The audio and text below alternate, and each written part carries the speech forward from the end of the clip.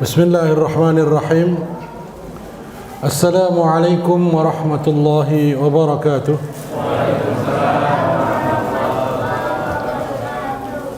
Innal hamdalillah nahmaduhu wa nasta'inuhu wa nastaghfiruh wa na'udzu billahi min shururi anfusina wa min sayyiati a'malina.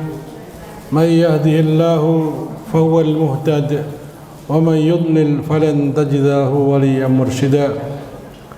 Asyhadu an la ilaha illallah wahdahu la syarika lah wa asyhadu anna Muhammadan abduhu wa rasuluh alladzi la nabiyya ba'dah.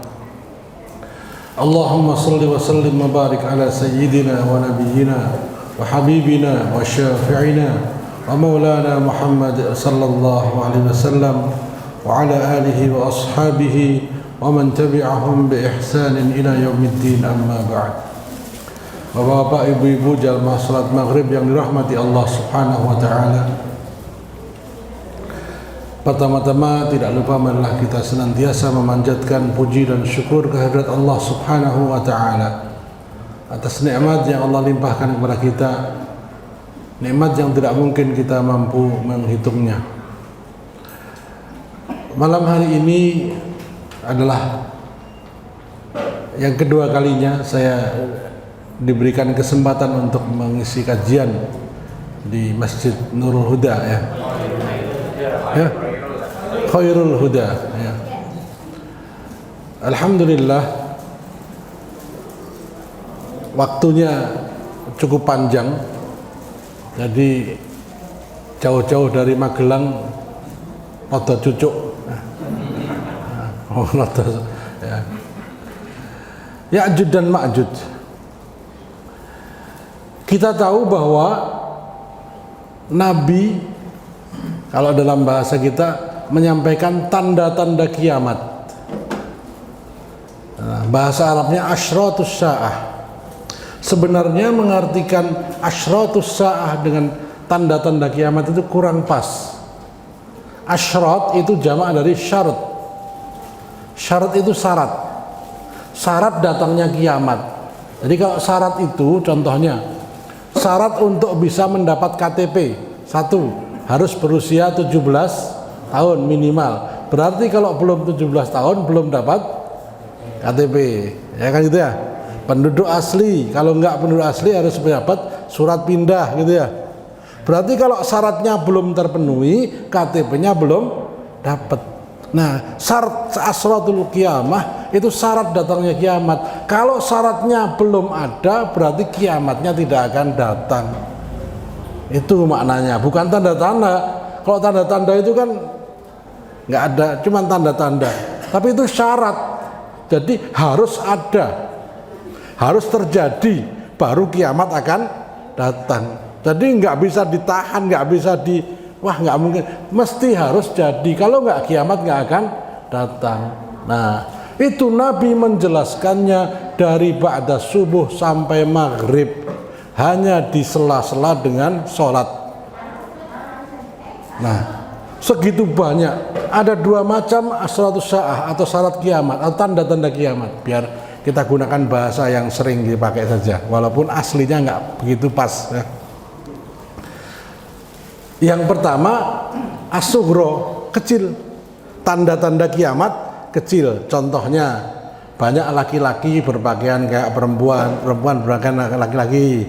Kemudian berlomba-lomba membangun bangunan bertingkat. Nah, sekarang nggak kerasa kan? Kok harus begitu? Karena lahannya semakin sempit. Mbok jangan bikin gitu biar kiamat agak lambat. Ora iso gitu. Ya enggak?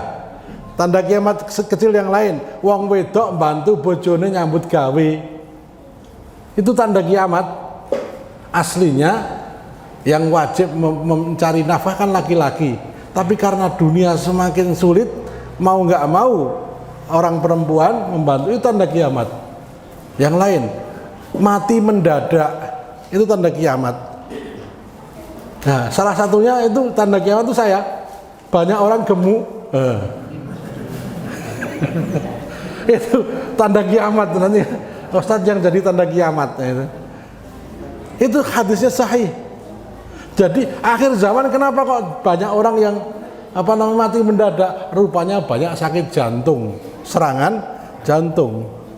Banyak orang gemuk karena pola makannya sudah berubah. Jadi mau nggak mau skenario perjalanan hidup kita ini akan sesuai dengan skenario Allah Subhanahu wa taala. Nah, dari sekian banyak yang kecil itu, nah ini ada yang kedua yaitu tanda kiamat kubro yang besar. Apa saja? Munculnya Dajjal, turunnya Nabi Isa, ya, munculnya api dari Yaman, kemudian binatang keluar dari bumi bisa ngomong kayak manusia. Nah, yang paling besar adalah matahari terbit dari barat. Salah satunya lagi Ya'juj dan Ma'juj. Ada 10 tanda kiamat kubro. 10 ini tidak ada satupun yang disebutkan di Al-Quran kecuali Ya'juj dan Ma'juj. Dajjal nggak ada di Al-Quran kan? Ada nggak? Kalimat Dajjal di Al-Quran? Di hadis ada. Ya. Api yang keluar dari Aden nggak ada di Al-Quran. Turunnya Nabi Isa ada nggak di Al-Quran? Hanya diangkatnya. Ya. Wa ma qatalahu yaqinan barrafa'ahu Allah ilaih. Mereka tidak membunuhnya, tetapi Allah angkat. Tapi tidak ada ayat yang menjelaskan nanti akan turun lagi. Yang menjelaskanlah hadis. Nah, satu-satunya tanda kiamat besar, ya, yang disebutkan dalam Al-Quran adalah Ya'juj dan Ma'juj. Surah Al-Kahfi ayat 93 sampai 100. Itu yang biasa malam Jumat baca surah Al-Kahfi pasti ketemu satu halaman sebelum selesai satu surahnya, ya. Nah, ini saya bacakan artinya. Hingga apabila dia Dzulqarnain ini, para ulama ada yang mengatakan dia adalah raja yang soleh, tapi ada juga mengatakan dia itu raja tapi juga nabi. Karena nabi jumlahnya ribuan. Ada yang disebutkan namanya, ada yang tidak disebutkan. Ya, wa rusulan qad qasasnahum 'alaika wa rusulan lam naqsusum 'alaik. Banyak rasul yang sudah kami berikan, kami kisahkan, sampaikan kisahnya kepadamu, tapi juga banyak yang belum dikisahkan. Ya, Nabi Sis, Nabi Samuel itu ada, tapi kan kita nggak tahu nabi-nabi itu, belum pernah kenal. Nabi Yusa, ya, kita belum pernah dengar, tapi sama-samar. Nabi yang sama Nabi Musa di Al-Kahfi, Nabi Khidir. Nah, ya cuma tahunya Nabi Khidir ketemu Nabi Musa di pinggir laut, sudah. Cerita lainnya nggak tahu kan. Nabi Dzulkifli juga sedikit. Nah, ada sebagian mengatakan Dzulqarnain itu adalah nabi. Kenapa? Satu, kekuasaannya dari timur sampai barat, seluruh bumi takluk kepada beliau, jin dan manusianya. Nah, yang kedua, ini yang saya jelaskan selanjutnya. Hingga apabila dia, Dzulqarnain, ayat sebelumnya bisa dibaca, ya, dia mulai dari Maghribas Syamsi, mulai berjalan dari negeri di mana matahari terbit, ujung barat, sampai ke negeri di mana matahari tenggelam. Maaf, negeri di mana matahari tenggelam dulu dari barat sampai ujung timur berjalan. Itu kekuasaannya.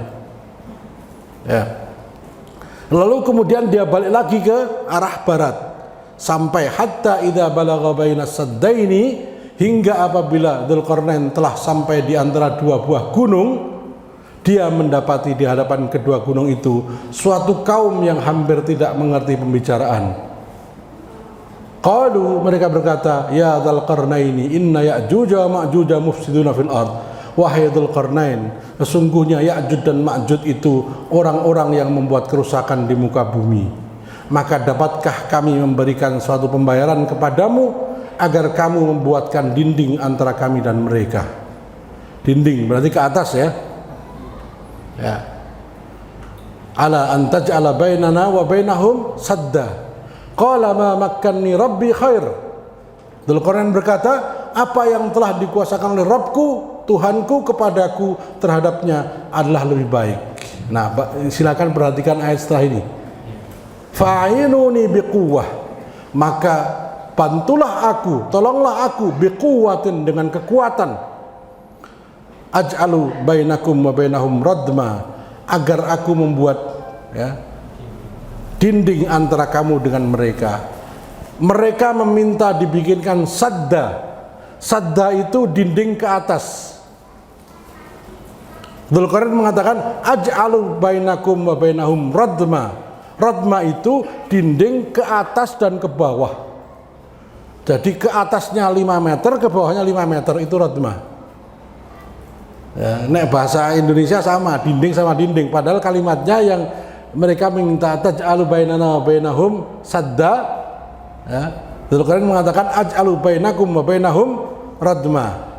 Bedanya apa? Sadda itu dinding ke atas saja, radma itu dinding ke atas dan ke bawah. Nah, dindingnya kira-kira berapa? 10 meter? Atau 20 meter? Kalau dinding 50 meter sudah hebat nggak? Sekarang hebat sekali ya, dinding kalau 50 meter. Nah, kalau dinding setinggi gunung kira-kira gimana? Coba lihat ayat selanjutnya ya. Maka tolonglah aku dengan kekuatan agar aku membuatkan dinding antara kamu dan mereka. Atuni zubaral hadid, berilah aku potongan-potongan besi. Ya, potongan besi setinggi apa? Hatta idza sawa bainas sadafain, sampai sehingga tatkala besi itu telah rata dengan kedua puncak gunung.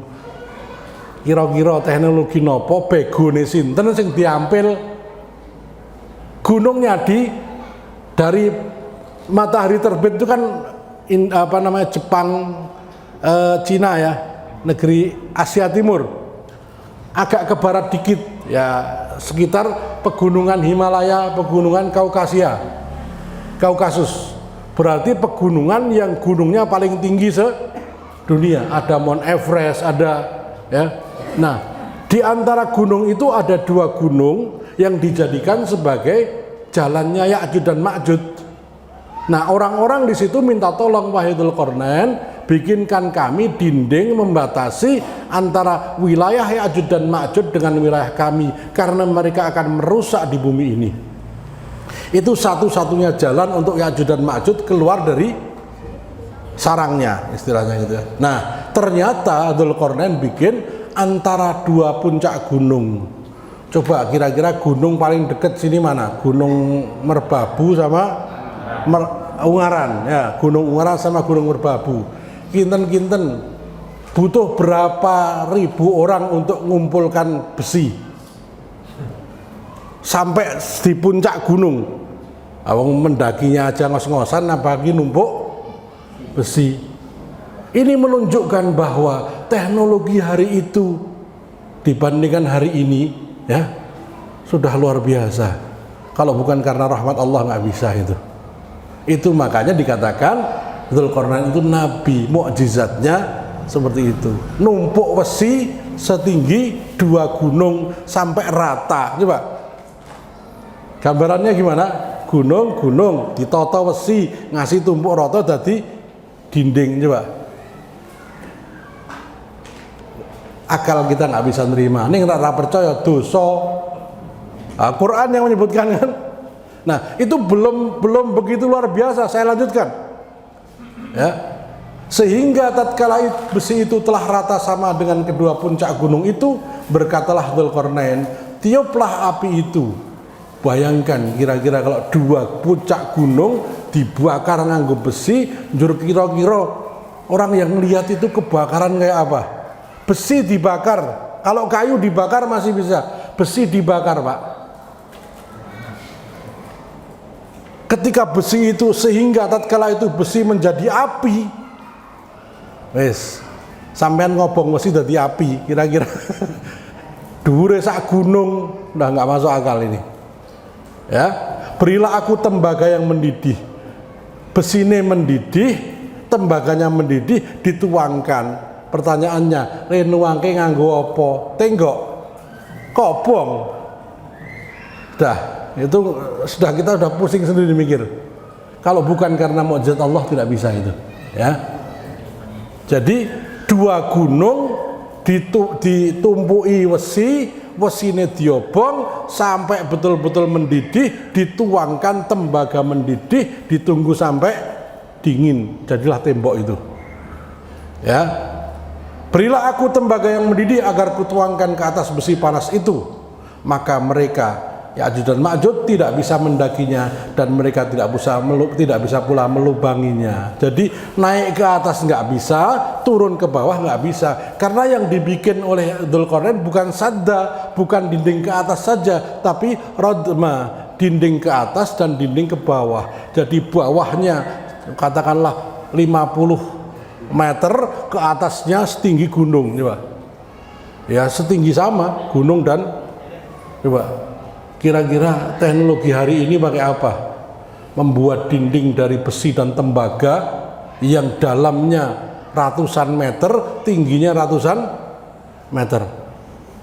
Ya, gunung yang paling sering didaki di Jawa Tengah namanya Gunung Andong. Ya, itu cuma 7.000 meter. Ya, 1.700 meter dari permukaan laut, itu tingginya segitu. Nah, kalau jazakumullah khair, kalau dari darat mungkin ya sekitar 500 meteran. Nah, itu. Tapi Telomoyo, preso, Gunung Telomoyo ya. Telomoyo sama Andong itu paling pendek itu. Kira-kira berapa kecamatan yang harus ditumpui besi? Jurdobong. Nah, Masya Allah ini. Maka mereka tidak mampu untuk mendakinya, tidak mampu pula untuk melubanginya. Dzulqarnain berkata, dinding ini adalah rahmat dari Rabbku, hada rahmatun min Rabbi. Ini ayat ini yang menjelaskan para ulama bahwa Dzulqarnain itu nabi karena dia dapat mukjizat dari Allah Subhanahu wa taala. Maka apabila sudah datang janji Rabbku, dia akan menjadikannya hancur luluh, dan janji Rabbku itu adalah benar. Ya. Ayat ini juga menjelaskan bahwa teknologi hari ini dibandingkan teknologi waktu itu nggak ada bandingannya. Sekarang saya tanya, kemampuan manusia membuat alat transportasi hari ini, pengiriman paket paling cepat berapa hari? Ya, sehari, ya, one day service ya. Ada paket yang disebutkan dalam Al-Quran, surat An-Naml ayat 93-94 kalau nggak salah. Paket singgasana raja, ya, pengiriman singgasana raja dari Yaman ke Syam 1000 kilo hanya sekedip mata. Qala ifritum minal jinni ana atika bihi qabla an taquma min maqamik. Ketika Nabi Sulaiman mendengar ada raja yang menyembah matahari, kemudian dia bilang, siapa yang bisa memindahkan singgasana Ratu Bilqis? Qala ifritum minal jinni. Ifrit dari bangsa jin mengatakan, ana atika bihi qabla an taquma min maqamik. Saya bisa memindahkannya sebelum engkau berdiri dari tempat dudukmu. Qala Abdullah, qala alladhi indahu ilmun minal kitab, ana atika bihi qabla an yartadda ilaika tarfuk. Seorang hamba Allah yang memahami Alkitab, manusia ini ya, aku bisa memindahkannya sebelum matamu berkedip. Nah, kira-kira pakai apa itu? Ya, pakai ekspedisi kelas apa itu? Kalau singgasana raja itu yang bilang Al-Quran, An-Naml 93 kalau nggak salah, betul 93 ya, 3940, cuma kebalik aja ya. 3940, silakan dibuka. Itu seperti itu yang dihadapi oleh umat Nabi zaman dulu, teknologi seperti itu. Kenapa? Yang dihadapi bangsa jin, bangsa-bangsa yang di luar kemampuan manusia. Nah, Dzulqarnain ini menghadapi bangsa Ya'juj dan Ma'juj. Siapakah mereka? Ya. Maaf sebelumnya, Ada dua ayat dalam Al-Quran, satu di surat Al-Kahfi, satu di surat Al-Anbiya. Hatta idza futihat Ya'juj wa Ma'juj wa hum min kulli hadabi yansilun. Hingga apabila dibukakan tembok Ya'juj dan Ma'juj dan mereka turun dengan cepat dari seluruh tempat yang tinggi, dan telah dekatlah kedatangan janji yang benar. Ya. Jadi di ayat sebelumnya surat Al-Kahfi, ja'alahu dakka, Allah jadikan nanti dinding itu pecah, hancur, berantakan. Kapan saatnya? Menjelang datangnya kiamat. Nah, menjelaskan ayat ini Imam At-Tabari ya, mengatakan tanda kiamat kubro pertama adalah Dajjal, turunnya Isa alaihissalam, api yang keluar dari bagian bawah, paling bawah dan paling jauh dari Aden Abyan. Aden di kota Aden di provinsi Abyan, Yaman ya. Di Yaman Selatan itu nanti api dari situ yang menggiring manusia menuju satu titik kumpul. Jadi api itu akan muncul menyebar ke seluruh dunia, akhirnya orang tidak harus pindah ke Syam semua, yaitu titik kumpul di Syam. Jadi titik kumpul itu ada dua, di dunia dan di akhirat. Di dunia menjelang hari kiamat semua ngumpul di Syam, di akhirat di padang mahsyar ya. Asyamu ahlul mahsyar wal mansyar. Syam itu negeri titik berkumpulnya manusia dan menyebarnya manusia. Nah ini jelas. Api itu mengikuti mereka di saat mereka istirahat siang, terus saja. Lalu munculnya asap, kemudian dabah, binatang melata yang berbicara seperti manusia. Wah ini bikin repot. Assalamualaikum. Rano wong assalamualaikum. Jebul ono nyuguh-nyuguh sikile papat tuh. Oh sampean. Mas nyuwun sukete nggih. Apa bingung kita ada binatang nih nembung Mas nyuwun sukete. Berbicara seperti manusia. Kalau nggak percaya dosa. Oh ini nabi yang ngendika kok. Ya, orang percaya dosa. Ini orang masuk akal. Makanya perang akhir zaman nanti itu banyak yang tidak masuk akal. La taqumus sa'ah hatta tuqatilul yahud. Kiamat tidak akan tiba sampai kalian berperang melawan Yahudi. Fayaqtul muslimul yahud, maka orang muslim membunuh Yahudi. Fayahtabi, mereka bersembunyi. Wa yaqul muslimu ya balaqul hajaru wassajaru ya muslim ya Abdullah hadza yahudiyun khalfi fata'ala faqtulhu. Kemudian Yahudi bersembunyi ke berbagai tempat, lalu batu-batuan dan pohon-pohonan berkata, wahai hamba Allah, wahai muslim, kemarilah, di belakangku ada bersembunyi seorang Yahudi, datanglah, bunuhlah ia. Hadis Nabi sahih. Jadi batu-batu dan pohon-pohonan pun ikut membela kaum muslimin, illal gharqad, kecuali pohon gharqad, fa innahu min syajaratil yahud. Itu Nabi sudah ngendikake kayak begitu, sampai sebegitu jelasnya ya. Hudzaifah bertanya, apakah Ya'juj dan Ma'juj itu ya Rasulullah? Beliau menjawab, Ya'juj dan Ma'juj terdiri dari banyak suku bangsa. Masing-masing bangsa jumlahnya bisa mencapai 400.000 orang. Banyak bangsa, masing-masing bangsa 400.000 orang. Setiap satu dari mereka tidak akan mati sampai ia menyaksikan 1.000 anak keturunannya lahir di depannya. Jadi kalau 400.000 ping 1000 jadi 400 juta, ping 10 4 miliar juga. Dan sekarang mereka ditutup sampai dindingnya. Nah, kira-kira dinding yang bisa menghalangi 4 miliar orang itu segede apa? Nah pertanyaannya di mana? Kan banyak pertanyaan loh. Nggak percaya dosa. Ais. Kudu percaya nang Quran ada toh. Nah, berarti banyak tempat yang hari ini belum diketahui oleh manusia. Pengetahuan manusia terbatas. Mungkin sama Allah ditutupi. Dengan apa nggak tahu kita. Ya, di bawah tanah, fi batnil ardi.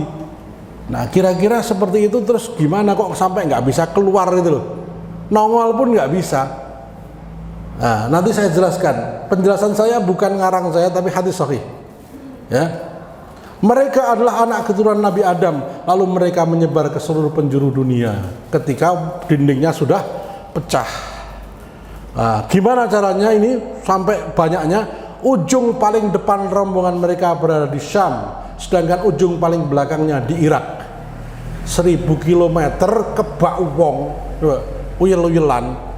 Dari Surabaya sampai Jakarta jalan tol penuh, bukan karena mobil tapi karena wong do mlaku. Kira-kira piro kira-kira? Se-Indonesia aja masih belum cukup itu. Banyak sekali, bukan cuma ratusan juta, miliaran gitu. Nah, lalu mereka meminum habis sungai Efrat, sungai Dajlah, dan danau Tiberias hingga sampailah mereka di Baitul Maqdis. Ya. Jadi memang sak galon apa sak toren nggak cukup. Ya. Sungai sampai habis diminum oleh rombongan itu.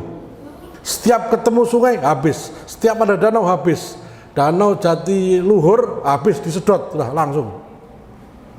Kira-kira kalau waduk mana? Waduk Gajah Mungkur diminum Jawa Tengah habis nggak? Diminum, insya Allah nggak habis. Ya. Se-Indonesia mungkin habis, tapi bareng loh itu, ya, bukan gantian. Jadi sehari itu sampai disebutkan dalam hadis, yang ujung itu meminum danau Tiberias sampai yang terakhir datang nggak keduman, terus entek. Loh tadi ada airnya di sini. Ya. Itu menunjukkan betapa banyaknya mereka, betapa rakusnya mereka. Angger ketemu banyu diombe, ketemu makanan semua dimakan, ketemu manusia mereka bantai. Itu maka disebut mufsiduna fil ard, merusak di muka bumi, semua dihancurkan. Ya'juj dan Ma'juj adalah bangsa manusia keturunan Nabi Adam. Ya, ini penjelasannya. Imam Al-Alusi menjelaskan bahwa terbukanya dinding pembatas Ya'juj dan Ma'juj terjadi di masa turunnya Nabi Isa alaihissalam dari langit dan setelah terbunuhnya Dajjal. Al-Alusi itu seorang ulama ahli tafsir, beliau mengarang kitab Ruhul Ma'ani. Ya, kalau tadi Imam At-Tabari Jami'ul Bayan, tafsir Jami'ul Bayan, ini Al-Alusi tafsir Ruhul Ma'ani. Ya. Para ulama berbeda pendapat dalam menentukan siapa nenek moyangnya. Ada yang menyebutkan dari sulbi Adam alaihissalam dan Hawa, atau dari Adam alaihissalam saja. Imam Ibnu Katsir, ya, juga ahli tafsir, menyebutkan bahwa mereka adalah keturunan Yafis bin Nuh, ayah dari Turk, sebagaimana disebutkan dalam sejarah bahwa Nabi Nuh memiliki 4 putra, Sam, Ham, Yafis, dan Kan'an. Yang kafir Kan'an, yang 3 Muslim, Sam, Ham, Yafis. Nah, Yafis punya anak namanya Turk. Turk ini punya anak cucu yang melahirkan bangsa Ya'juj dan bangsa Ma'juj.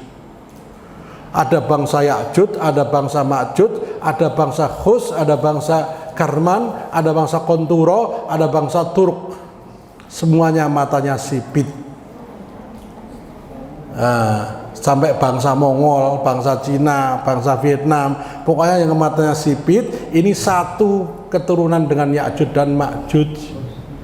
Mbahne podo, namanya Turk bin Yafis.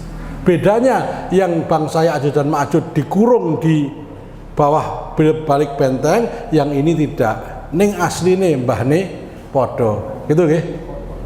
Jadi bangsa Mongol itu satu keturunan dengan bangsa Ya'juj dan Ma'juj. Mbahnya namanya Turk bin Nuh, Turk bin Yafis bin Nuh, gitu.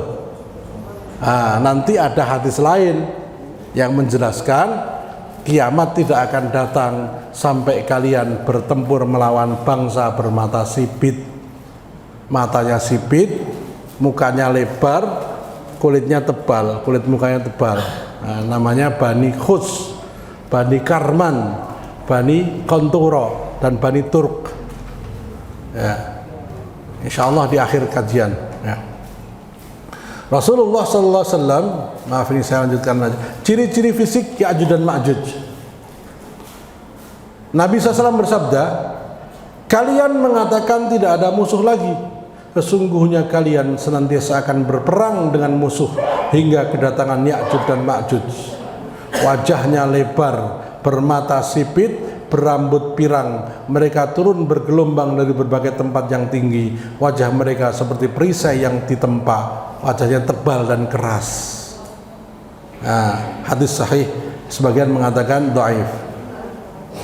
Ini ciri, ya, ciri Ya'juj dan Ma'juj. Mereka adalah keturunan bangsa Turk. Turk itu bukan Turki, tapi Turk bin Yafis bin Nuh. Ya, wajahnya lebar, matanya sipit, rambutnya pirang, kulit mukanya tebal seperti perisai. Ini Nabi menjelaskan seperti itu. Ya. Tembok pembatas sudah mulai terlubangi. Tembok yang setebal gunung yang paling tinggi berarti ya, itu sudah mulai terlubangi. Dari Zainab binti Jahsh istri Rasulullah SAW berkata, Nabi SAW bangun dari tidurnya dengan wajah memerah, kemeringet, gemeter. Kemudian bersabda, La ilaha illallah, celakalah bagi Arab dari kejahatan yang telah dekat pada hari kiamat, yaitu telah dibukanya penutup Ya'juj dan Ma'juj seperti ini. Beliau melingkarkan jari tangannya, gini, cuman segini, itu Nabi sudah gemeter. Ya, gambarannya cuma ongko songo, ya, kalau ada tuh 9 gini ya, kebalik. Ya. Cuma bunder ini antara jari ibu jari sama telunjuk, baru segini itu Nabi sudah gemeter. Celakalah bangsa Arab, celakalah umat Islam. Ya'juj dan Ma'juj sudah membuka segini. Ya. Kesombongan Ya'juj dan Ma'juj. Kemudian mereka berjalan dan berakhir di Gunung Khumar, yaitu salah satu gunung di Baitul Maqdis. Kemudian mereka berkata, kami telah membantai penduduk bumi. Jadi kalau Dajjal itu hanya membunuh mereka yang tidak mau mengikuti Dajjal. Tapi yang mau ikut nggak, dia malah dikasih hadiah, dikasih fasilitas. Tapi kalau Ya'juj dan Ma'juj, pokoknya selain Ya'juj dan Ma'juj dibantai. Mau muslim, mau kafir, pokoknya dibantai. Kecuali mau jadi budaknya. Itu. Makanya menakutkan. Dan itu sampai tidak ada sejengkal pun bagian bumi kecuali ada Ya'juj dan Ma'juj. Istilahnya begitu. Jadi Semarang itu nanti mungkin ono Ya'juj dan Ma'juj ya nanti. Ya. Tapi kalau saya mungkin belum datang Ya'juj dan Ma'juj, Indonesia sudah hilang. Indonesia sudah nggak ada. Dasarnya apa? Rasulullah SAW bersabda, kiamat tidak akan datang sampai terjadi 3 penenggelaman. Penenggelaman di barat, penenggelaman di Jazirah Arab, dan penenggelaman di timur. Kira-kira bagian timur sing paling pantas tenggelam mana? Bukan saya loh yang ngomong ya ini ya. Kira-kira bagian timur yang paling pantas tenggelam itu mana? Yang sudah ada contohnya kan jelas, ada di Palu, ada di Rengan. Karena Indonesia ini di tengah-tengah dua benua Asia dan benua Australia. Ya kemungkinan Australia dan ngerembet dikit ke Indonesia, apalagi Indonesia itu di antara negeri di cincin api. Ada puluhan gunung berapi yang masih aktif di Indonesia. Di Jawa aja sudah ada gunung Merapi, ada gunung macam-macam. Atau kan jeblok bareng kan, bes gitu ya. Nanti orang Indonesia ada sok sombong ya. Itu kira-kira nek penenggelaman di timur itu kira-kira ya, yang namanya paling timur itu ya Indonesia ini. Ya itu menjelang kiamat nanti akan ada penenggelaman. Ya. Kita telah membantai penduduk bumi, maka mari kita membantai penduduk langit. Maka mereka melemparkan panah-panah dan tombak-tombak mereka ke langit. Maka Allah Subhanahu wa ta'ala kembalikan panah dan tombak-tombak mereka dalam keadaan berlumuran darah. Mereka gembira, penduduk langit pun telah kalah. Jadi mereka merasa telah memenangkan. Seluruh penduduk bumi sudah mati, kemudian penduduk langit pun dibantai. Ini yang mematikan Tuhan itu siapa sekarang?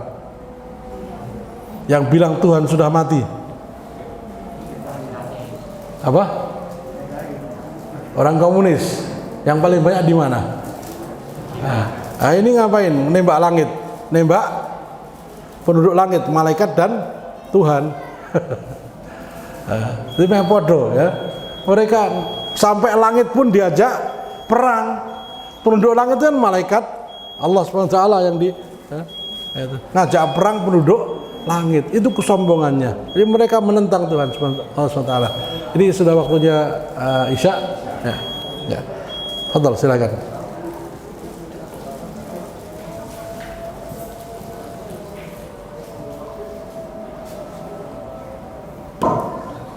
Adzan dulu. Ya.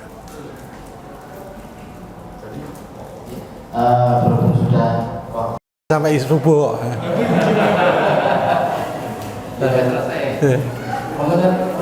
Jazakumullah khair. Bismillahirrahmanirrahim. Assalamualaikum warahmatullahi wabarakatuh. Kita lanjutkan. Jadi tadi di sesi sebelum Isya dijelaskan ya, Ya'jud dan Ma'jud adalah manusia keturunan dari Nabi Nuh. Nabi Nuh punya anak namanya Yafiz. Yafiz punya anak namanya Turk. Nah, Turk bin Yafiz bin Nuh inilah nenek moyangnya Ya'jud dan Ma'jud. Ya'jud dan Ma'jud adalah bangsa manusia. Matanya sipit, hidungnya pesek. Peseknya ini bukan pesek ukuran kita. Kalau kita sesama pesek dilarang saling menghina ya. Kita termasuk bangsa pesek tapi enggak sipit ya. Pesek dibandingkan Nabi Muhammad orang Arab ya. Rambutnya pirang ya, kemudian mereka berbulu, pakai pakaian mantel berbulu, mantel bulu dan seterusnya. Ada banyak ciri. Nah, karena keganasan mereka, setiap kerakusan mereka dan keserakahan mereka, buruknya akhlak mereka, Nabi SAW menyatakan ya, seluruh Ya'jud dan Ma'jud semuanya masuk neraka. Coba perbandingannya 1000 Ya'jud dan Ma'jud, 1 manusia. Manusia biasa kayak kita itu. Yang di neraka itu nanti. Hadisnya sahih ya. Riwayat Muslim. Ya. Jadi perbandingannya 1:1000 gitu ini, masya Allah kan. Nah, ini semua disebutkan dalam Al-Quran surat Al-Kahfi ayat 93 sampai ayat 100 dan surat Al-Anbiya ayat 96. Ya, keluarnya Ya'jud dan Ma'jud adalah tanda kiamat sudah dekat. Mereka akan merajalela, menghancurkan seluruh umat manusia sampai tidak ada tersisa satupun manusia kecuali kaum muslimin yang berkumpul di Baitul Maqdis di Palestina. Jadi Palestina itu sampai kiamat tiba akan terus begitu ramai perang terus. Dari sejak zaman sebelum Masehi, tahun 50 sebelum Masehi ya, Palestina direbut Romawi, dijajah Romawi. Sampai tahun 625 Masehi direbut oleh Umar bin Khattab jadi wilayah kaum muslimin. Tahun 1100 direbut oleh pasukan salib. Tahun 1196 direbut oleh Salahuddin Al-Ayyubi. Tahun 1917 direbut lagi oleh Inggris ya. Tahun 1948 berdiri negara Israel. Jadi sampai hari ini terus berebut sampai nanti kiamat tiba. Nabi SAW bersabda, la taqumus sa'atu hatta tuqatilul yahud. Kiamat tidak akan datang sampai kalian memerangi orang-orang Yahudi. Di mana? Di Palestina. Siapa yang menjadi ditunggu-tunggu sebagai tokohnya Yahudi? Al-Masih Ad-Dajjal. Siapa yang ditunggu-tunggu sebagai penolongnya kaum muslimin? Al-Mahdi. Siapakah Al-Mahdi? Khalifah Muhammad bin Abdullah Al-Mahdi, didampingi Isa bin Maryam. 2 serangga ini yang membunuh Dajjal. Jadi kalau sholat kita baca doa Allahumma inni a'udzubika minal masihid Dajjal, itu berarti berdoa supaya Dajjal hancur kan. Nah, yang menghancurkan khalifah ya.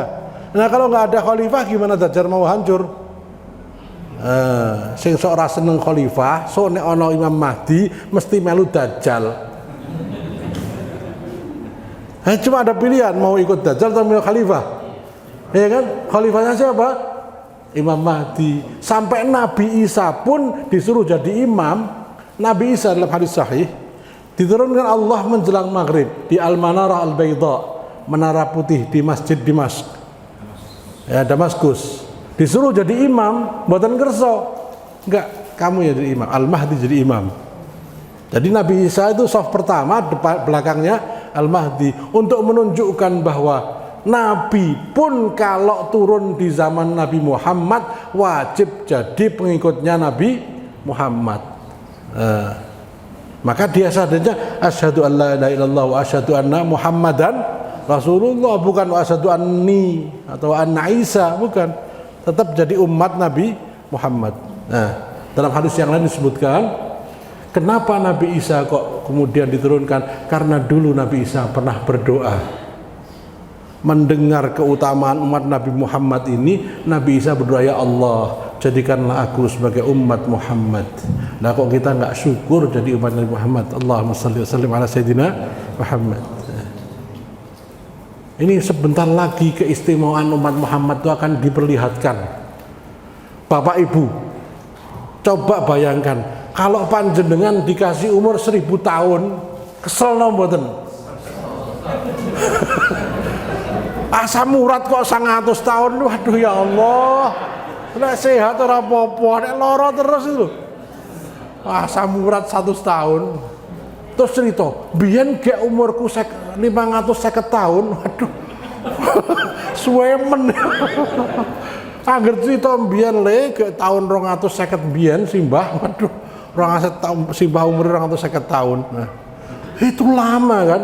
Itu umat Nabi Muhammad, umat Nabi Nuh 1100 tahun, 1000 tahun. Umat Nabi Adam 1000 tahun. Umat Nabi Musa sekitar 200-an tahun. Umat Nabi Ibrahim juga 200 tahun kurang lebih. Bayangkan kalau kita ditandingkan amalnya, kira-kira tanding nggak dengan Bani Israel yang sampai 500 tahun? Ada pendeta yang umurnya 500 tahun. Ya kalah toh. Nah, trek-trekan ibadah kalah, wong kita cuma 60 tahun sudah mulai loyo. Nomera tahu ibadah tua wis kesel. Nom males tua kesel repot. Meng dijatah swidak tekan 70. Kok mau ditandingkan dengan umat Nabi Nuh yang 1000 tahun?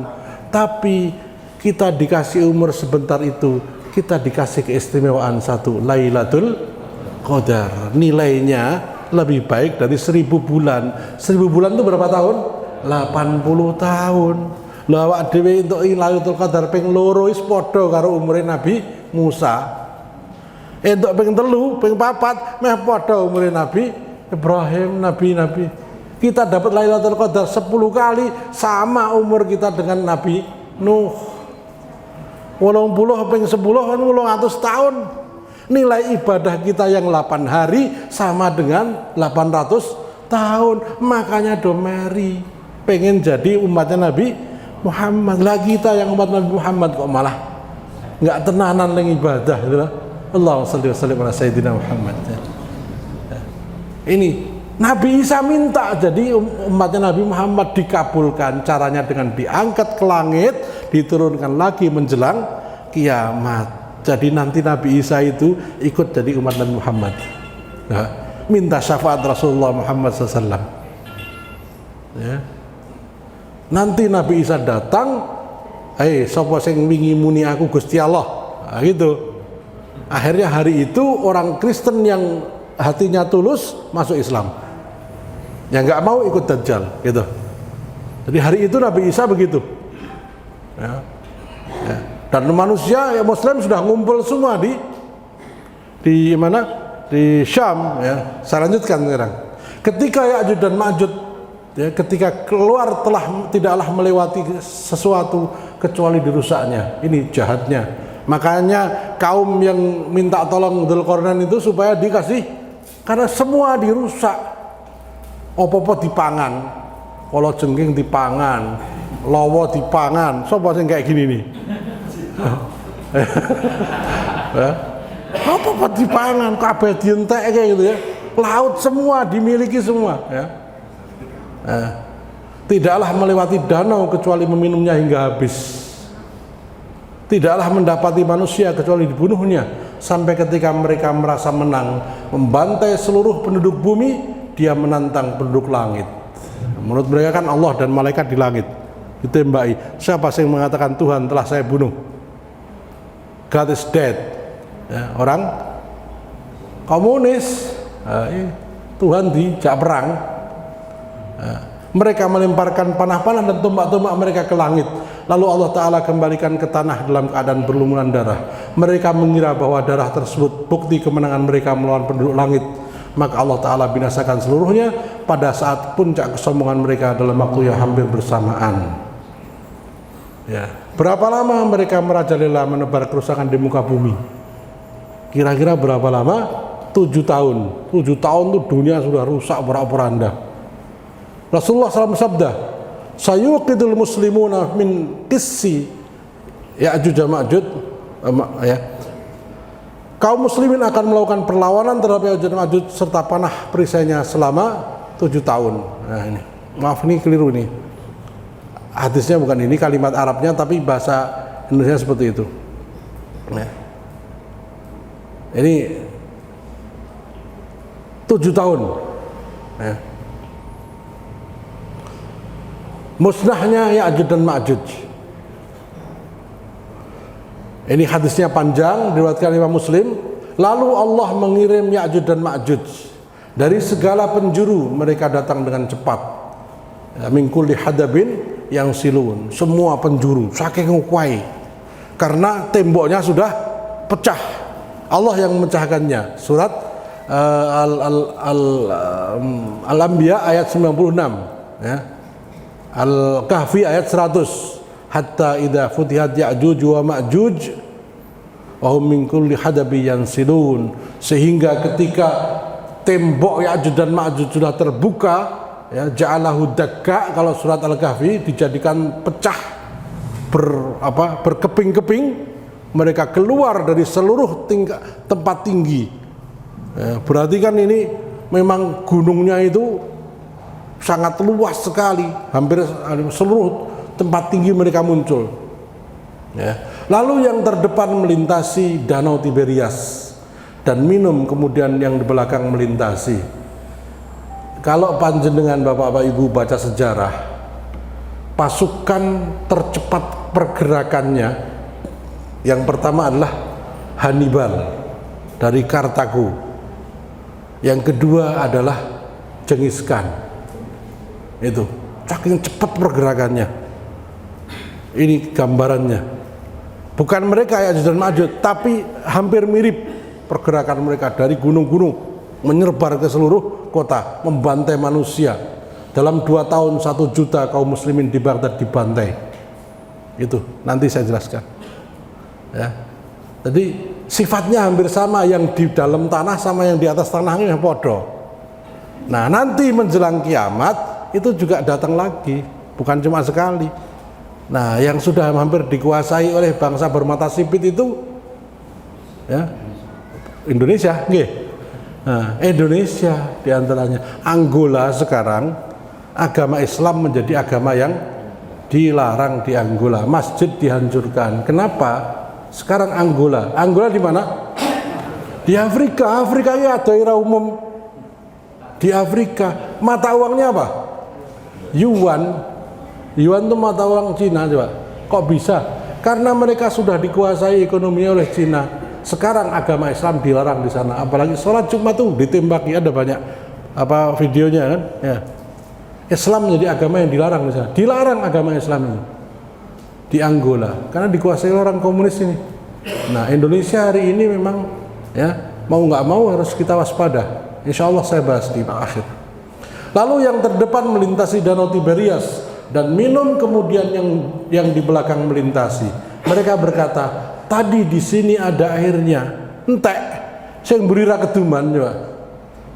Itu. Nabi Allah Isa dan para sahabatnya dikepung hingga kepala sapi milik salah seorang dari mereka lebih baik dari 100 dinar milik salah seorang di antara kalian. Harga satu sapi itu 100 dinar. Satu dinar itu 2.500.000. Nek sapi regane 250 juta itu kira-kira paceklik kelas apa itu? Daging sekarang berapa? Sapi sekarang 25 juta ya. Nanti 10 kali lipat harganya. Beli satu sapi sama dengan beli satu mobil Innova. Oh, saking susahnya makan. 7 tahun dikepung mereka di Bukit Tur. Ya. Lalu Nabi Allah Isa dan para sahabatnya minta kepada Allah agar membinasakan mereka. Kemudian Allah mengirimkan cacing di leher-leher mereka, lalu mereka mati seperti matinya satu jiwa. Lalu Nabi Isa dan para sahabatnya datang, tidak ada satu jengkal pun tempat, melainkan telah dipenuhi oleh bangkai dan bau busuk darah mereka. Lalu Isa dan para sahabatnya berdoa kepada Allah, kemudian Allah mengirim burung dengan leher seperti leher unta. Burung itu membawa mereka dan melemparkan mereka seperti yang dikehendaki Allah. Lalu Allah mengirim hujan kepada mereka. Tidak ada rumah maupun kemah yang menghalangi turunnya hujan. Hujan itu membasahi bumi hingga meninggalkan genangan di mana-mana. Kemudian dikatakan kepada bumi, tumbuhkanlah buah-buahanmu dan kembalikanlah barokahmu. Jadi bangkai-bangkai dan darah yang ajud itu membuat bumi menjadi tandus, ditanduri orang iso urip. Nabi Isa berdoa, ya Allah turunkanlah hujan. Akhirnya seluruh bumi di hujan, hilang semua bekasnya, jadi subur lagi. Jadilah umat yang terbaik hari itu. Kembali khilafah ala minhajin nubuwah. Jadi semua musuh sudah habis, Dajjal sudah mati, Ya'juj dan mati, hiduplah khalifah bersama dengan rakyatnya dengan kehidupan. Allah memberkahi kesuburannya hingga sekelompok manusia cukup dengan unta perahan, satu kabilah cukup dengan sapi perahan, dan beberapa kerabat mencukupkan diri dengan kambing perahan. Saat mereka seperti itu, tiba-tiba Allah mengirim angin sepoi-sepoi di bawah ketiak mereka, lalu mencabut nyawa setiap orang mukmin dan muslim. Itu kematian yang paling enak. Cepet bareng-bareng, ora sing nangis wong mati kabeh. Bapak ibu anak bareng, set kematian orang mukmin terakhir. Ya, orang mukmin terakhir. Ya, setelah itu tidak ada lagi orang beriman. Setelah itu tambah semakin buruk. Bahkan ketika kiamat datang, tidak ada yang kenal Allah. Nah, gitu. Lalu dan orang-orang yang tersisa adalah manusia buruk. Mereka melakukan hubungan badan secara terang-terangan seperti keledai kawin. Maka atas mereka itulah kiamat terjadi. Jadi kiamat itu tidak ada satupun muslim. Ya. Ya. Alhamdulillah. Sebelum kiamat datang, semua muslim sudah mati. Matinya bareng karena angin masuk ke tiak sini. Jadi menggambarkan begitu mudahnya gitu loh, rasa goloro barang. Nah, tapi perjuangannya melawan Ya'juj dan Ma'juj, melawan Dajjal, melawan Yahudi itu kan bukan suatu hal yang mudah. Mereka mati, gambaran hidup tenang, urip ra butuh apa-apa ya. Wis cukup dengan ternaknya, sudah. Baldatun thayyibatun wa rabbun ghafur.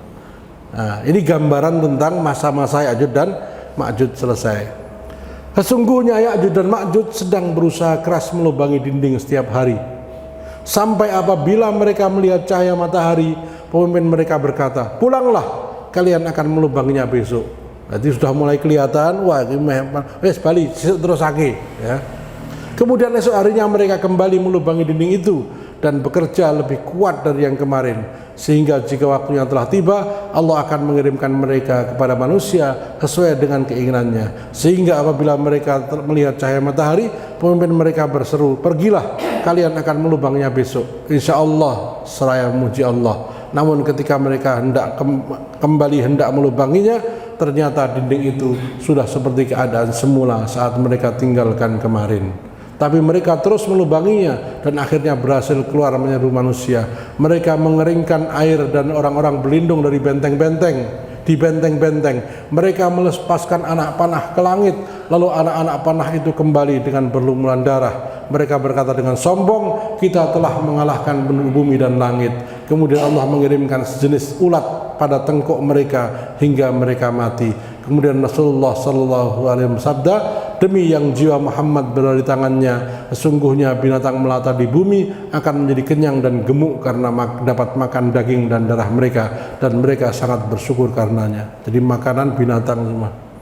Ya, tadi gambarannya seperti itu. Ya.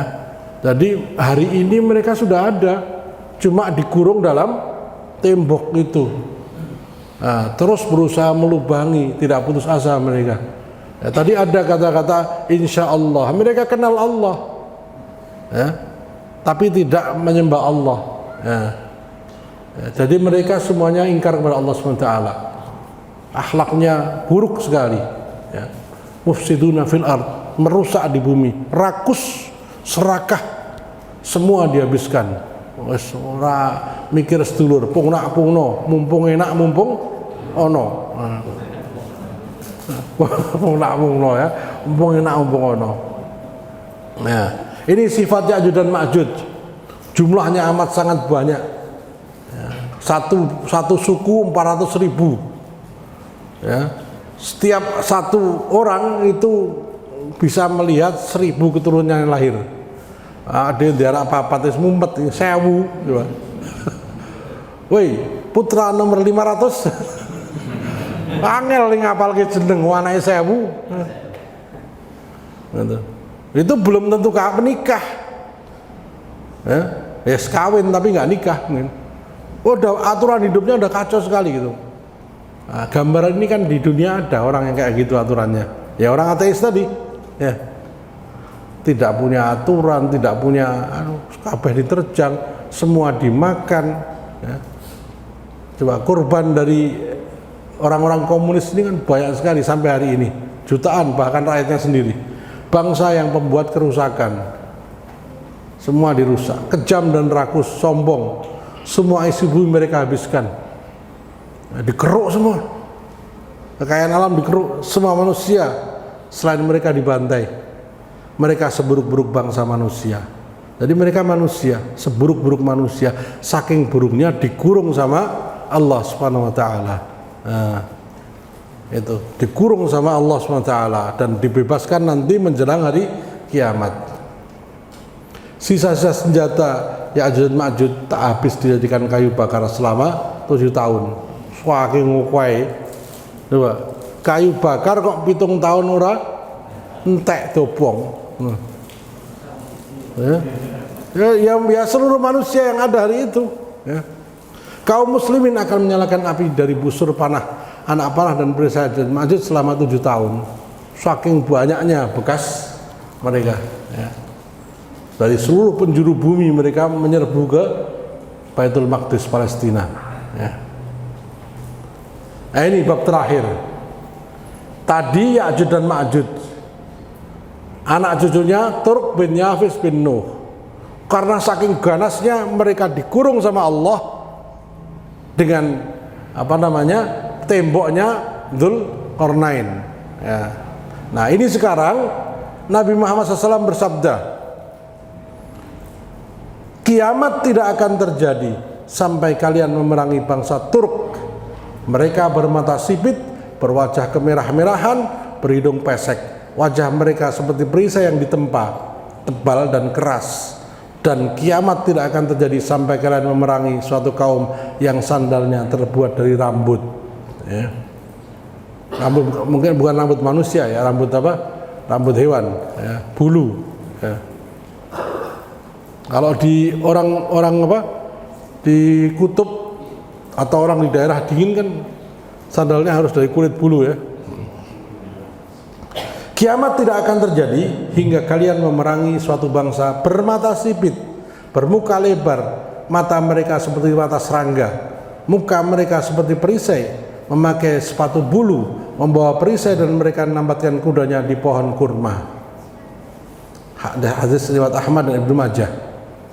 Berkaitan dengan hadis di atas, Imam Nawawi dalam Syarah Sahih Muslim Ya, Imam Nawawi yang menulis kitab Arba'in Nawawiyah, kitab Al-Majmu', kemudian membuat syarah Sahih Muslim, penjelasan kitab Sahih Muslim, berpendapat bahwa tanda-tanda itu ada pada zamannya. Ini bukan Ya'juj dan Ma'juj ya. Jadi Turk bin Yafis bin Nuh punya anak cucu ya, yang menjadi suku-suku. Nah, yang paling ganas itu suku bernama Ya'juj dan suku Ma'juj. Saking ganasnya ditembok sama Allah. Nah, masih ada lain anak cucunya Turk bin Nuh bin Yafis bin Nuh, namanya bangsa Turk juga, bangsa Hus, bangsa Karman, bangsa Konturo. Ya, sekarang saya tanya, ini dulu tempat ini namanya apa? Ya, Kinibalu. Sebelum ada jalan Kinibalu namanya apa? Hah? Pong. Nah, berapa tahun berubah jadi Kinibalu? Nah, mungkin tahun 60-an namanya Pong ya. Nah, tempat yang sama ketika tahun 60 kita belum lahir namanya Pong. Sekarang jadi Kinibalu. Nah, yang cerita mbah kan zaman nang Bong Bien kan gitu ya. Nanti Pong anaknya Kinibalu kan gitu. Nah, sama dulu orang Jakarta namanya Jayakarta, berubah jadi Batavia karena direbut Belanda.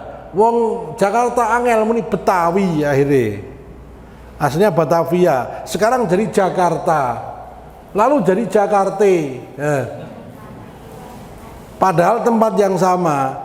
Jadi satu tempat itu bisa namanya berbeda-beda karena penyebutannya, karena siapa yang menyebutnya, kapan penyebutannya. Nah, bangsa Turk itu bangsa yang tinggal di Asia Tengah sampai Asia Timur.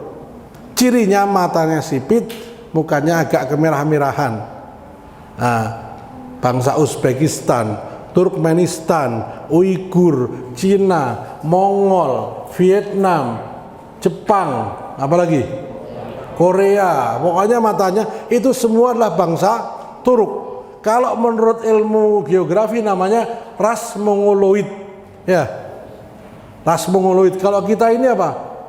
Melanesia, Melayu. Nah, kita ini apa nama? Bukan ras Mongoloid, ya. Nah, Melanesia, Melanesia ini mana Papua ke sana, ya. Ya. Nah, ras Mongoloid itu sipit semua, itu membentang dari Turki, Uzbekistan, Azerbaijan, Kazakhstan, kemudian Turkmenistan, Afghanistan juga sipit-sipit sebagian, ya, yang bagian utara, Nepal, Mongol, Tibet, ya, kemudian mana yang tempat judi, Makau, nah, Makau, ya, kemudian Cina, Cina daratan, Cina semua, Cina sampai Laos, ya, Taiwan, kemudian di atas sedikit ke utara dikit dari Muang Thai. Nah, ini semua kan masih sipit semua, ini satu ras semua. Nah, ini keturunan semua dari Turk semua. Kenapa? Karena cuma ada 3, Sam, Ham, dan Yafis. Yang kanan sudah mati tenggelam, ya. Nah, Sam ini menurunkan bangsa Eropa, kalau nggak salah. Ham bangsa Arab, Yafis bangsa Asia Tengah, gitu kurang lebih. Nah, dari sekian banyak anak cucunya Yafis ini, yang 2 ini kecuali orang untuk tinggal nang daratan, namanya Ya'juj dan Ma'juj. Tapi ada anak-anak lain yang hampir sama, boleh, ya, sama Allah boleh, karena jahatnya nggak kayak Ya'juj dan Ma'juj. Nah, mereka adalah bangsa Turk, ya. Sama cirinya, matanya sipit. Umat Islam beberapa kali berperang dengan mereka. Pendapat ini menunjukkan bahwa yang dipahami dengan mata sipit di sini adalah bangsa Mongol yang menyerbu umat Islam 2 tahun, tahun 1250 kalau nggak salah, sampai 1252. Itu Sungai Dajlah itu sehari bisa berwarna merah karena dijadikan tempat nyembelih kaum muslimin.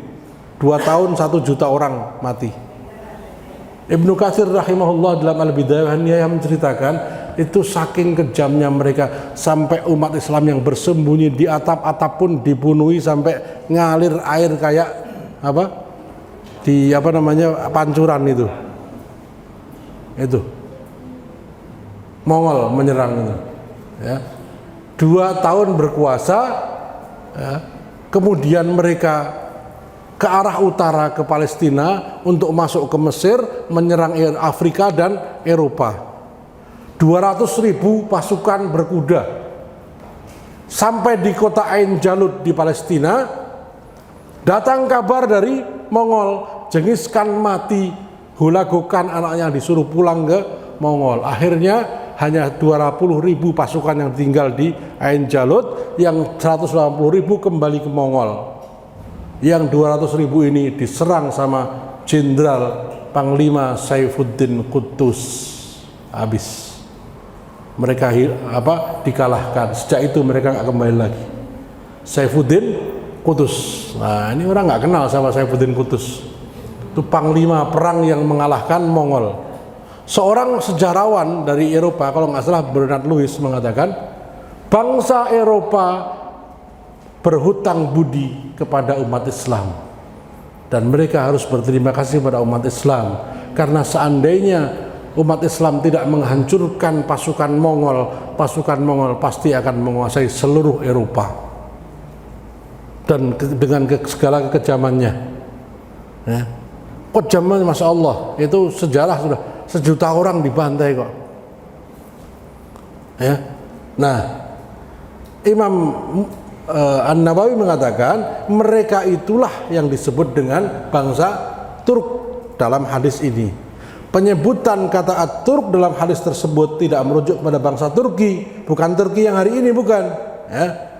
Namun itu adalah terkait dengan ras yang memiliki tanda seperti disebutkan dalam hadis mata sipit.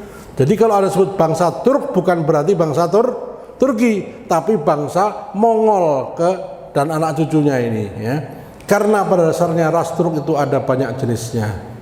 Dalam hadis lain disebutkan di akhir zaman nanti akan datang suatu kaum yang bernama Bani Konturo. Dalam hadis yang lain Bani Quz, yang lain Bani Karman. Jadi ada 4 bangsa, bangsa Quz, bangsa Karman, bangsa Konturo, dan bangsa Turk. Tapi semua sifatnya sama, apa? Matanya sipit, menyerang kaum muslimin. Tapi saya jelaskan ini bukan Ya'juj dan Ma'juj. Pembahasan tentang Ya'juj dan Ma'juj sudah selesai. Kenapa ini saya jelaskan? Nah, yang kita hadapi ini hari ini, yang Ya'juj dan Ma'juj nanti. Jesuwe mungkin kita sudah meninggal. Nah, yang ini sekarang sudah pernah terjadi dan bisa terjadi lagi, ya. Imam Muslim mengatakan pernah terjadi. Seperti tadi, Palestina itu berkali-kali, berapa kali perang salib? 7 kali. Dimenangkan oleh kaum muslimin 6 kali. Mereka cuma menang sekali di perang salib pertama, ya. Tetapi kemudian tahun 1492 mereka mengorbankan perang salib di mana? Bukan di Palestina, di Spanyol.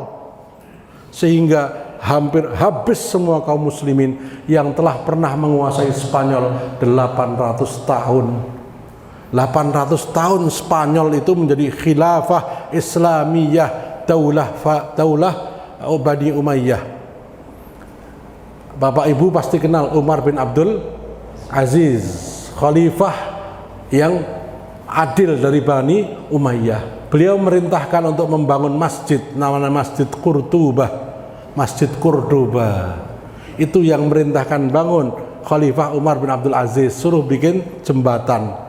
Jembatannya sampai hari ini masih dipakai, ya, masih ada. Tapi masjidnya dibikin katedral. Katedral La Mesquita namanya. Silakan nanti dibuka, Katedral de la Mesquita. Itu Masjid Cordoba aslinya, masjid terbesar di dunia di masanya, lebih besar dibandingkan Masjidil Haram dan Masjid Nabawi. Itu di di Eropa di Spanyol sana 800 tahun, kalah di tahun 1492. Karena kalahnya Spanyol, maka kemudian Belanda, Belgia, Portugis, Spanyol sendiri, Prancis berbondong-bondong masuk ke Afrika, bangsa Muslim dijajah, diambil jadikan budak, dibawa ke Amerika. Itu para hafidz Quran yang dijadikan budak itu bangsa apa? Bangsa Mali,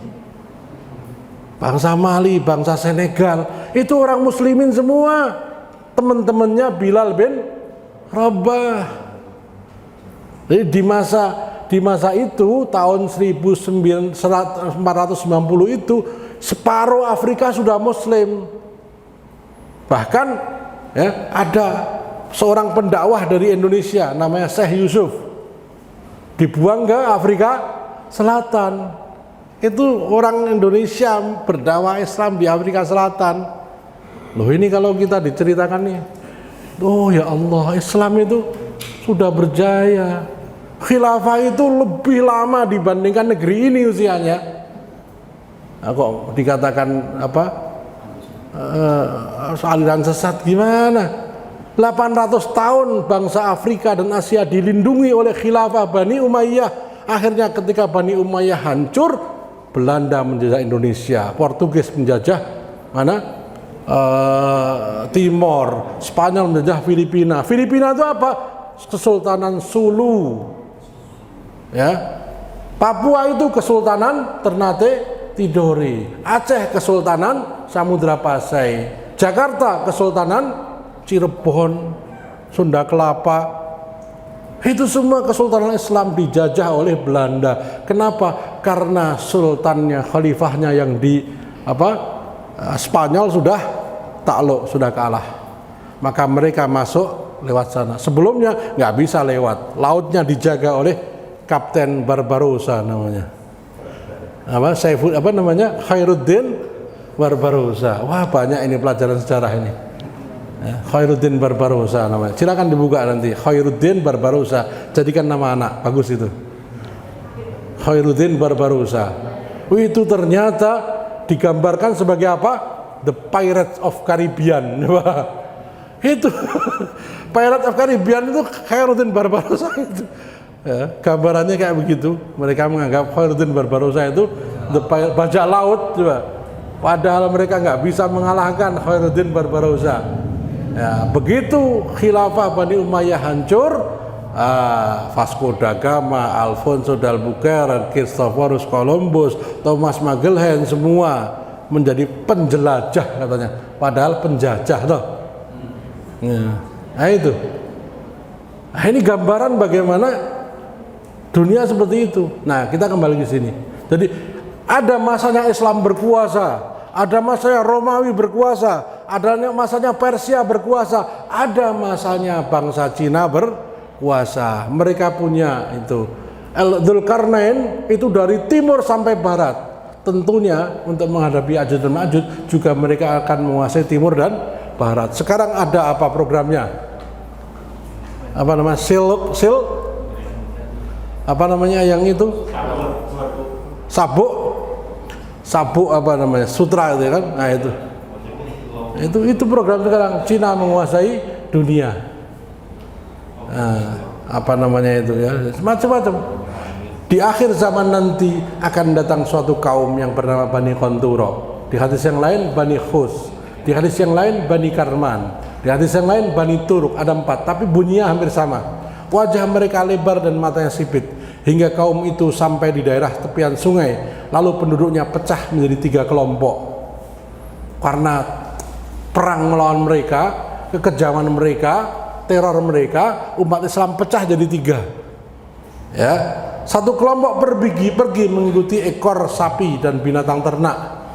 Maksudnya pergi menyelamatkan diri ke tempat yang jauh dari pertempuran dengan membawa binatang ternak mereka untuk bercocok tanam. Sudah, saya nggak mau ikutan. Dah, wis ben urusan sing perang-perang saya tak ngurus, peteng dewi. Nah, hingga mereka hancur. Nah, ini menjadi hina karena meninggalkan apa namanya kewajiban melawan musuh. Satu kelompok menerima jaminan dari Bani Qanturo hingga akhirnya menjadi kafir, jadi anti asing. Akhirnya kafir, murtad. Nanti kalau ada kayak gitu, jadi kelompok, nanti akhirnya kayak hadis ini. Ini asing menguasai Indonesia, jujur ada yang mau jadi anteknya nanti, jadi murtad. Karena apa murtad? Ya bi'udinahu, menjual agamanya dengan sekerat dunia. Kok dilalai kok ya meh padha nggih. Allah yang menciptakan orang padha piye. Allah yang menciptakan, Nabi yang mensabdakan, ya.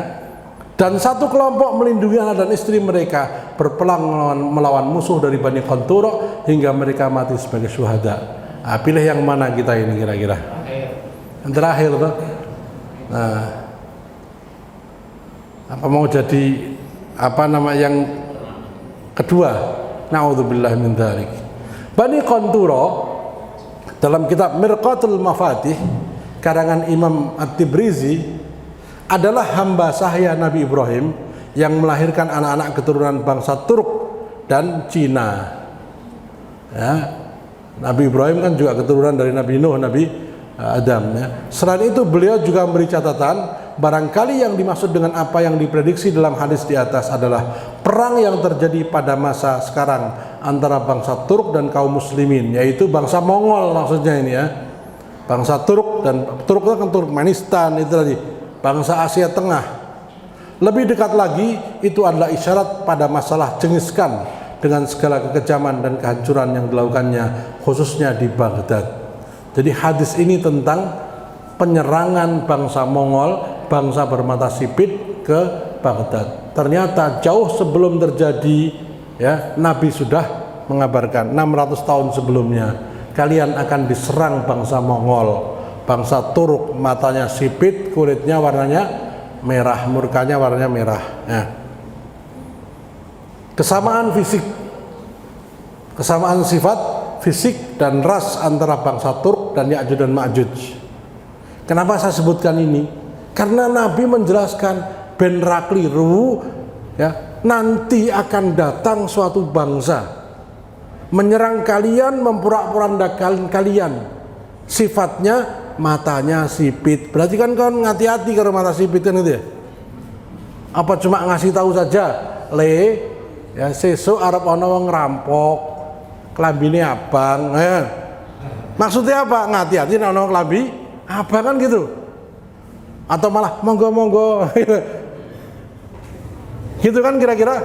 Untuk apa Nabi menjelaskan ini? Supaya kita hati-hati jangan sampai kalah, jangan sampai dibantai, jangan sampai murtad.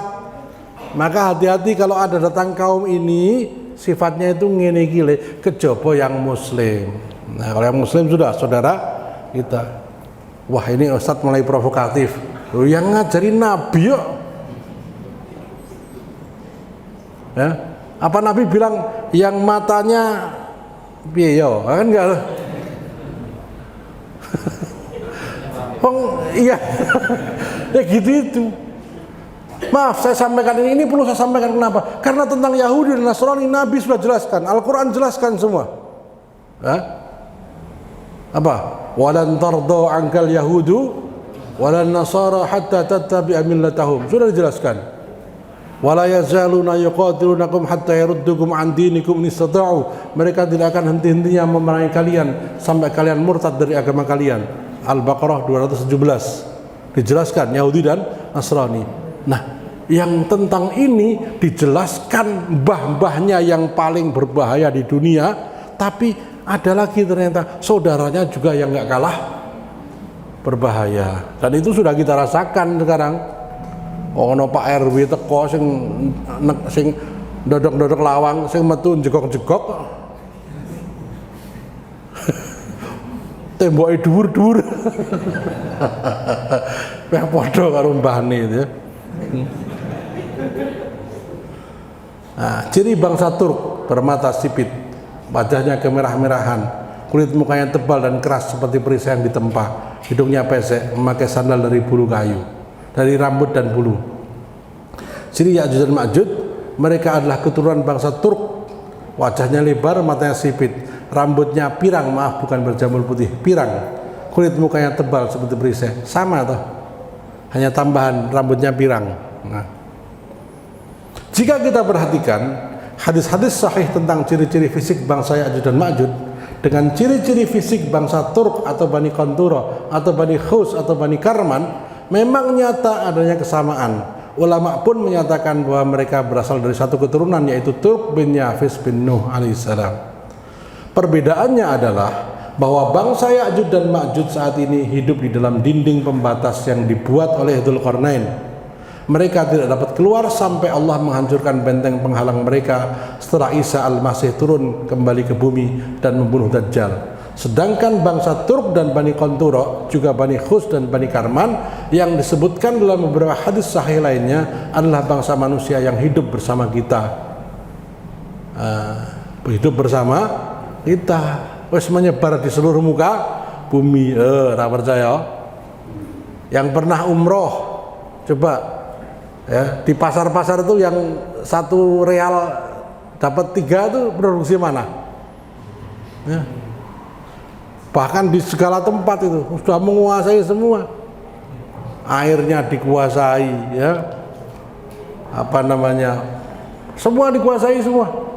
Nah, hutannya dikuasai, padinya dikuasai, semua dikuasai semua. Nah, dan makannya itu kabeh dipangan. Ya, sampai jadi corona ini gara-gara banyak makan apa binatang buas. Ular dimakan, kelelawar dimakan, cacing dimakan, kalajengking dimakan, sampai yang dimakan tuh bingung kok doyan mentah mas. Sampai bingung. Ya. Ayam apa namanya wedhus itu senengnya apa rumput dok, menungso iku kabeh dimakan. Nah ini lebih ngeri lagi ya. Pertempuran antara bangsa Turk dan Bani Qantura dengan kaum muslimin bisa terjadi lagi kapan saja atas kehendak Allah. Walaupun beberapa ulama menyebutkan bahwa peristiwa itu sudah pernah terjadi. Jadi Imam Nawawi dan Imam Tibrisi mengatakan, ya, Bani Qantura adalah bangsa Mongol. Bani Qantura, Bani Khus, Bani Karman, Bani Turk yang disebutkan dalam hadis sahih, mereka adalah bangsa Mongol yang menyerang Baghdad. Tapi apakah kemudian setelah itu tidak lagi terjadi? Siapa yang jamin? Wong sejarah itu selalu berulang terus. Selagi masih hidup akan terjadi pertempuran antara hak dan batil. Nah, berarti kan cirinya udah kepegang toh. Nah, ini bangsa Turk, Bani Qantura itu sama. Mereka adalah bermata sipit. Rasnya itu Mongoloid. Hadis tentang Konstantinopel juga terjadi. Konstantinopel akan direbut kaum muslimin. Ternyata direbut oleh Muhammad Al-Fatih tahun 1453. Tapi ternyata hadis yang lain, nanti di akhir zaman Imam Mahdi akan merebut Konstantinopel. Berarti kan setelah direbut oleh kaum muslimin, direbut lagi oleh orang kafir, direbut lagi oleh orang muslim. Terus begitu. Palestina juga begitu tadi kan, direbut Yahudi, direbut Nasrani, direbut kaum muslimin, direbut orang Kristen, direbut orang Inggris, kan gitu. Sampai hari ini masih di tangan orang Yahudi, nanti di tangan orang Islam, direbut Dajjal, begitu terus. Nah, maka bangsa Turk juga gitu. Mereka juga menyerang kaum muslimin di berbagai penjuru. Berbagai kesamaan fisik, sifat maupun ras dan keturunan antara Ya'juj dan Ma'juj dengan bangsa Turk dan Bani Qantura tentunya bukanlah kebetulan. Bukan tidak mungkin ini merupakan peringatan kepada kaum muslimin agar selalu waspada terhadap mereka. Apalagi jika kita mencermati dampak kekejaman dan kehancuran yang akan mereka timbulkan. Kekejaman mereka menjadikan umat Islam terpecah menjadi 3. 1, sepertiga dari kaum muslimin melarikan diri dari medan tempur, mencari aman dan akhirnya mati dalam kehinaan. Sepertiga lagi menjadi antek bangsa bermata sipit, bangsa Turk atau Bani Qantura, sehingga mereka mati dalam keadaan murtad. Sepertiga lagi, sepertiga terakhir terus berjihad dan gugur sebagai syuhada. Nah, ya, kalaupun anak cucu kita yang mengalami, mudah-mudahan mereka memilih yang terakhir. Ya. Tanda-tandanya sudah kelihatan kok.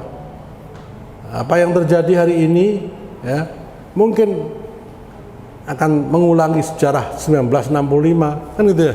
Dulu mereka gagal, sekarang mungkin berhasil. Na'udzubillah min dzalik ya. Siapa mereka? Ya, orang-orang sama ya. Oh, ada poros Peking, ada poros Moskow. Nah, yang tahun 65 pasti tahu bagaimana kejamannya toh. Nah, ya, ini yang bisa sampaikan dua kajian tentang Ya'juj dan Ma'juj dan tentang saudaranya Bani Qanturo atau Bani Turuk. Dua-duanya punya kekejaman yang sama, walaupun yang satu jauh lebih kejam. Saking kejamnya dan ganasnya, Allah kurung dengan tembok yang dibikin oleh Dzulqarnain sebagaimana disebutkan dalam Al-Quran. Demikian, mudah-mudahan apa yang saya sampaikan ini bermanfaat. Sebagai kesimpulan, yang pertama, ayat-ayat ini ada dalam Al-Quran agar kita waspada ya. Kalau Allah menyebutkan mereka adalah bangsa perusak, berarti hati-hatilah nanti kalian akan dirusak, kan gitu ya. Kalau Allah sebutkan kalian akan berperang, itu artinya siapkanlah kekuatan untuk menghadapi mereka. Hari ini perangnya perang ekonomi, perang media, perang tentang pendidikan. Saya tanya, kalahnya Jepang dari Cina karena apa? Karena perang? Bukan, karena candu ya. Disebut perang candu. Nah, penyelundupan terakhir sabu-sabu berapa ton? Kalau nyelundup itu sak bagor, nek 5 ton itu orang nyelundup. Nyelundup itu 5 ton itu. Dan lewat apa nyelundupannya? Lewat pilar-pilar beton yang mau dijadikan sebagai pondasi apa? Reklamasi loh. Itu sudah terbukti dan ketangkep. Coba kalau dilacak, kira-kira ini sindikatnya siapa? Ketika bangsa ini rusak karena narkoba, ya sudah tinggal gak usah diperangi lah ya, didiamkan aja akan kalah dewe. Tapi perang nggak ini? Perang. Ekonomi perang nggak ini? Perang. Oh nyatanya kalah kita. Yes. Di segala lini kita kalah. Yang namanya toko emas terbesar itu kan HK ya. Nah itu sampai tingkat apa? Kecamatan kok. Ya, di mana-mana ada itu. Coba sekarang lihat. Panjenengan preso yang namanya Bu Susi Pujiastuti, ya, Menteri Kelautan dan Perikanannya, itu orang yang kaya raya. Walaupun orangnya sederhana dan lentrik. Dia pernah beli pesawat, 30 pesawat, belinya cuma pakai sandal jepit sama celana pendek. Wong sugih mah wong ra duwe malah sok kakean gaya. Ya. Tapi apakah beliau termasuk dalam orang terkaya di Indonesia? Enggak. Yang terkaya 9 naga, 9 orang itu urutan 1, 2 sampai 10. Kekayaannya itu 90% harta Indonesia di tangan 9 orang itu. Coba. Segitu besarnya. Maka disebut konglomerat. Konglomerat itu jenis batu. Ada batu konglomerat. Batu konglomerat itu batu yang aslinya banyak batu nempel dari siji. Kenapa kok disebut konglomerat? Semua bidang ekonomi dikuasai mereka. Dari mulai otomotif, masalah otomotif, perindustrian, masalah pengobatan, semua kabeh dipek ora didumi kabeh. Nah, mereka nggak mikir halal haram, orang mikir apa segala macam. Sama sifatnya kayak gitu. Bangsa ini dikuasai seperti itu dan banyak yang dikuasai bukan cuma rakyat kecil, banyak penguasa ya. Sekarang tanya kalau ya saya kan orang Magelang ya. Hampir semua calon kepala daerah Magelang itu ya sowan ke Wan Min King. Tahu Wan Min King? Yang punya New Armada. Nah. Jadi bupati, the real bupati itu Wan Min King. Modalnya dari sana. Itu yang ngomong anggota dewan. Sudah jadi rahasia umum bahwa seperti itu. Nah, Jawa Tengah ya sembuh sapa jenenge. sampean lu yang ngerti. Tingkat nasional ya sama. Ada siapa? Tommy Winata, ada yang jadi warga kehormatan itu siapa? Datuk siapa? Yang punya Mayapada? Datuk Sri siapa itu? Namanya wong kafir kok nggak datuk. Itu mereka menguasai ekonomi Indonesia sehingga umat Islam Indonesia sudah tidak punya kekuatan apa-apa. Malaysia sudah hampir dikuasai. Nah, maka kemudian Dr. Mahathir Muhammad melakukan reformasi. Nah, Indonesia gagal. Singapura sudah habis sekarang. Singapura itu dulu 100% Muslim.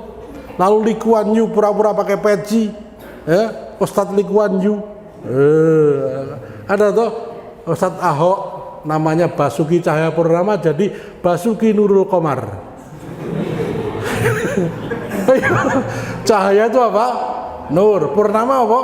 Komar. Basuki Nurul Komar. Jadi mungkin mau jadi presiden ini, peraturan presiden, calon presiden Basuki Nurul Komar, jebol Ahok. Basuki Cahaya Purnama di Arab ke Basuki Nurul Komar itu. Itu mungkin saja nyatanya. Sudono Salim, orang Semarang aslinya, namanya Sudono Salim, aslinya Lim Sue Leong. Yang punya apa namanya? Yang punya Gajah Tunggal itu malah orang ketok nek wong Samsul Nur Salim coba. Samsul Nur Salim ini kan namanya Arab semua. Nah, kenapa harus begitu? Nah ini subhanallah, kenyataan yang tidak bisa dipungkiri hari ini bahwa secara ekonomi mereka sudah menguasai, secara politis pun tinggal tunggu waktu saja, karena sungguhnya mereka lah kekuatan asli dari dibalik the man behind the gun. Mereka lah yang menentukan kebijakan negeri ini dengan cara membeli para pembuat kebijakan. Nek tak jelaskan tak malah tadi rame. Ning pun do ngertos ki ambak ki Pak. Begitulah kenyataannya di daerah manapun sekarang, ya, yang berkuasa itu mereka, kecuali di Sumatera Barat dan Aceh. Di Papua sudah punya mereka semua, sudah dibagi-bagi Papua itu. Masya Allah, sudah kita dikuasai. Dan itu tanda akhir zaman. Tanda akhir zaman itu pasar-pasar berdekatan dengan rumah penduduk dan masjid. Betul. Market itu kan marketnya. Market itu apa? Pasar. Kok ya iso pas itu ya? Ya memang Allah yang menentukan, nggak pas ya. Market. Nah, demikian kurang lebih. Kajian ini perlu saya sampaikan agar kita waspada. Bangsa ini sedang dalam ancaman yang besar. Dikuasai ekonominya, dikuasai akidahnya, dirusak akhlaknya oleh mereka-mereka yang nggak punya adab, punya akhlak. Ya, ini. Demikian saya kembalikan kepada pembicara. Jazakumullah khair.